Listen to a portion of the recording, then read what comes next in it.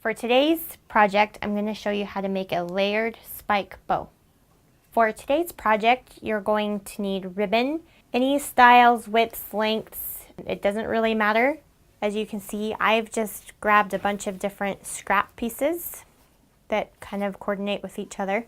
You're going to need a lighter to cure the edges of your ribbon, a needle, some thread, scissors, an alligator clip that you'll cover for the back of the hair bow, and a hot glue gun.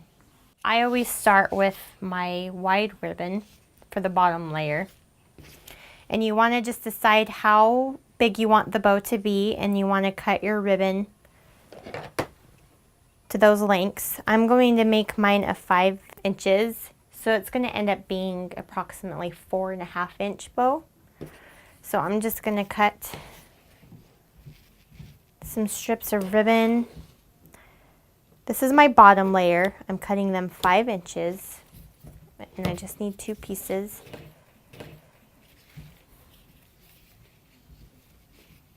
You can do as many pieces of ribbon you want or as few. It really doesn't matter. It's just how full you want the bow to be. All right, so here's the ribbon that I'm going to use for my first layer.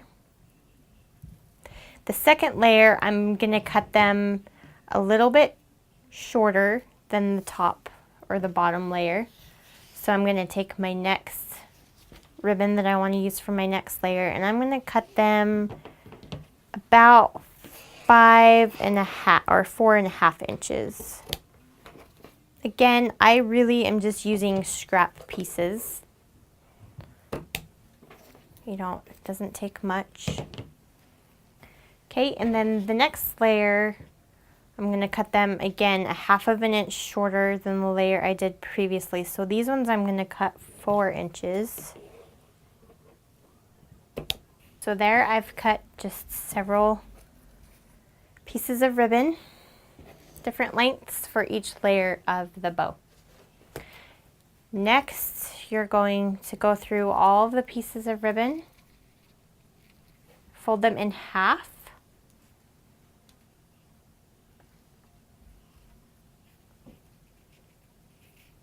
and you want to start cutting from the folded side up to the open side to give it that V shape.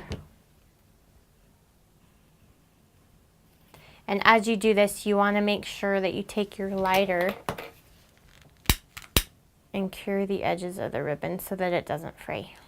And you're going to go through and you're going to do this to all of your pieces of ribbon. On these last pieces of ribbon, because they're so thin, I'm not going to do a V cut. I'm just going to cut them at a diagonal.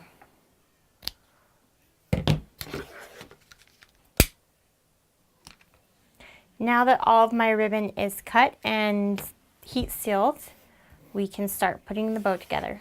When you're ready to put your bow together, you want to just lay your ribbon out in a pattern or design order that you want them to go. Take your needle and thread, fold the thread in half, and then thread your needle.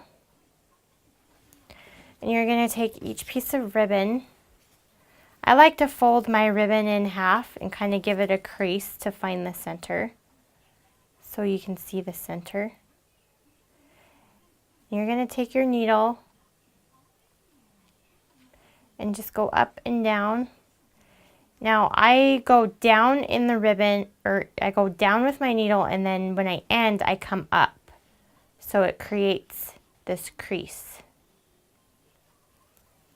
And you want to just hold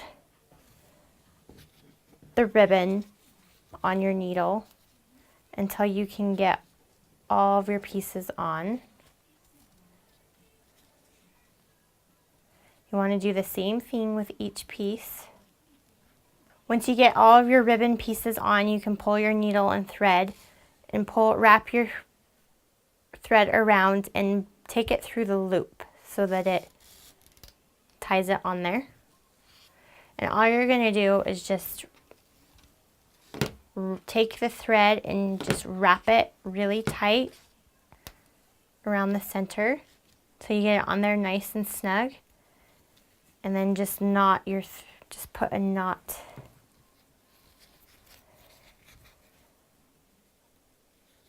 in the end to hold it in place. Now I would just recommend doing a few knots to keep it nice and tight.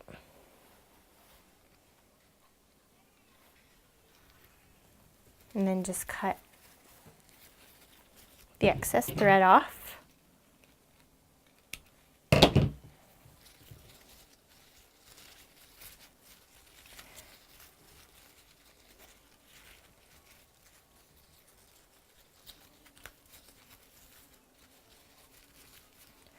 So there is our first layer of our bow.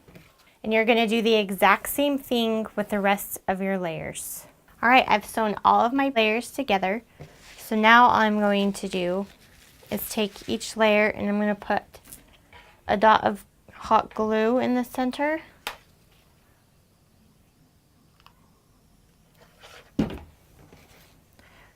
To hold the layers together.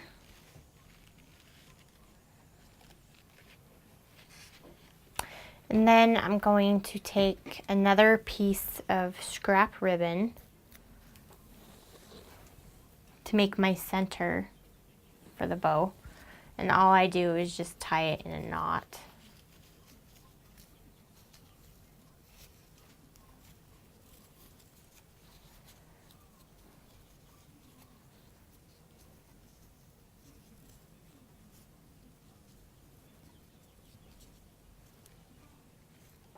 I'm just going to put a little glue in the center again.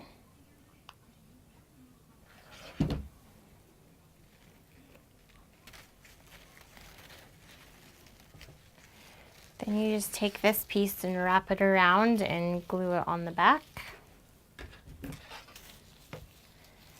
And then turn it around and you have a finished bow.